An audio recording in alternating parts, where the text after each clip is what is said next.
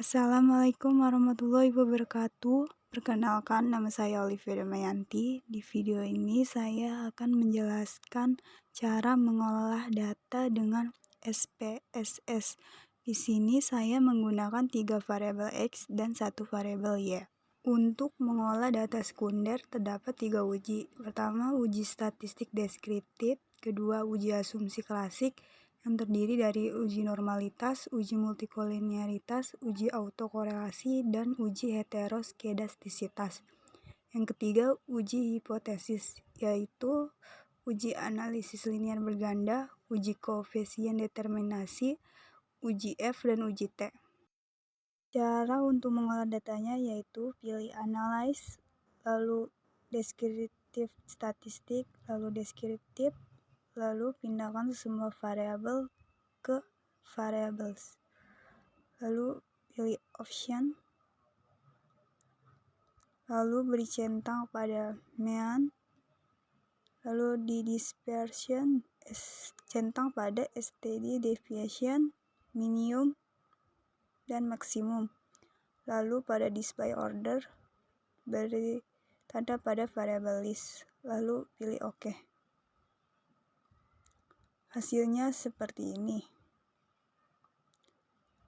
Selanjutnya pilih analyze, lalu regression, linear, lalu pindahkan harga saham Y ke dependen dan ROA X1, ROE X2, EPS X3 ke kotak independen.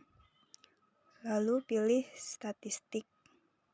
Beri centang pada estimates, model fit, lalu collinearity diagnosis, lalu covariance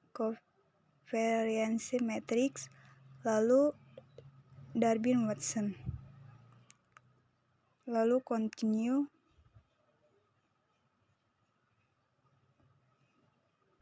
Lalu pilih plots.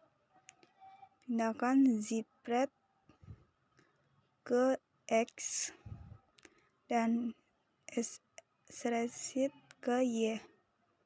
Lalu beri centang pada normal probability plot. Lalu continue.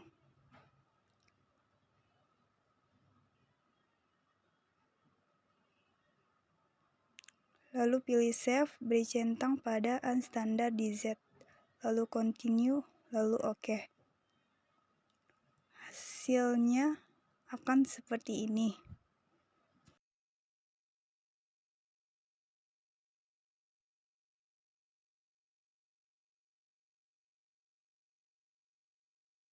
Kemudian pilih analyze, non-parametric test, legacy dialog, one sample KS, lalu pindahkan unstandard DZ ke test variable list, lalu OK. Hasilnya akan seperti tabel ini. Sekarang saya akan menjelaskan tabel yang datanya sudah saya olah. Yang pertama, uji statistik deskriptif. Berdasarkan tabel menunjukkan bahwa N setiap variabel yang valid berjumlah 28. Dari 28 data sampel harga saham Y, nilai minimum sebesar 308, nilai maksimum sebesar 30500. Dari periode 2015 sampai 2018 diketahui nilai mean sebesar 5292,25 serta nilai standar deviasi sebesar 6473,094 yang artinya nilai mean lebih kecil dari nilai standar deviasi. Lalu ROA X1 dari 28 sampel diketahui bahwa nilai minimum sebesar 1,00, nilai maksimum sebesar 52,66, nilai mean dari periode 2015 sampai 2018 sebesar 13,5207, serta nilai standar deviasi sebesar 1331892, yang artinya nilai mean ROA periode 2015 sampai 2018 lebih besar dari nilai standar deviasi. Lalu ROE X2 dari 28 sampel diketahui bahwa nilai minimum sebesar 27,66, nilai maksimum sebesar 1364,00. Nilai MEAN dari 2015 sampai 2018 sebesar 275,9050 serta nilai standar deviasi sebesar 285,91496. Artinya nilai MEAN ROE 2015 sampai 2018 lebih kecil dari nilai standar deviasi. Lalu yang terakhir EPS X3. Dari 28 sampel diketahui nilai minimum sebesar 2,84, nilai maksimum sebesar 124,15. Nilai MEAN dari periode 2015 sampai 2018 sebesar 27,7900 serta nilai standar deviasi sebesar 33,54797. Artinya nilai MEAN EPS periode 2015 sampai 2018 lebih besar dari nilai standar deviasi. Kemudian yang kedua, uji asumsi klasik. Saya akan menjelaskan uji normalitas. Pada tabel one sample Kolmogorov test dapat dilihat nilai asimsik 0,200 yang berarti berdistribusi normal karena nilai sik lebih dari 0,05. Selanjutnya uji multikolinearitas. Berdasarkan tabel tersebut telah terjadi multikolinearitas karena pada variabel ROA dan EPS nilai tolerans lebih kecil dari 0,10 dan nilai VIF lebih besar dari 10. Untuk itu diperlukan cara mengatasinya, yaitu bisa dengan cara menambah atau mengurangi datanya. Selanjutnya, uji autokorelasi. Dengan jumlah variabel independen 3 dan banyak data 28, dengan level of signifikan 5%, dapat diketahui bahwa DL 1,1805, DU 1,6503. Nilai Darwin-Watson sebesar 1,119, yang mana nilai D lebih kecil dari DL, yang artinya terdapat autokorelasi positif. Untuk itu diperlukan cara mengatasinya, yaitu bisa dengan cara uji rantes. Selanjutnya uji heteroskedastisitas. Dari grafik terlihat bahwa titik-titik tersebar baik di atas maupun di bawah angka 0 dan sumbu Y.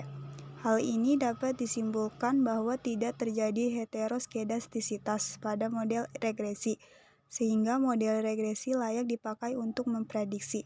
Kemudian yang ketiga, uji hipotesis. Pertama, uji analisis linier berganda. Dari hasil tersebut, apabila ditulis dalam persamaan regresinya adalah sebagai berikut.